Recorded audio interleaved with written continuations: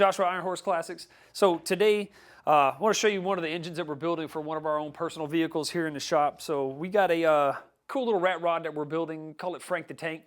So we're going to throw this Chevy 350 blower motor here is going to go in it, and just wanted to take a real quick time to show you how we measure for push rod length in these things. This has been a roller cam conversion has been put in here, so we're using solid lift roller lifters on here. So what that means is there's no oil pressure taking the slack out of this piece. So whenever we use the push rods, it's got a very tiny little light spring that holds it, and then whenever the crankshaft rotates and the lobes of the cam come up, it's a solid lift. So what you would see on one of these guys, which is the absolute wrong distance, but we put it in and you can see that slack, right? So what we'll do is we'll tighten that until we get all that up and down travels out, and we get like a little bit of friction, and that is called zero lash.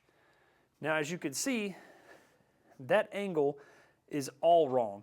So right now, the roller tip isn't even touching the top of the valve here. So what we do is we'll put in our adjustable rod here, and then when we put our rocker on top, what we're looking for now is what length do I need to make this rocker arm here so that when it is all the way on, we have solid contact, and that roller that's on the tip of the rocker here stays centered on the stem of that valve.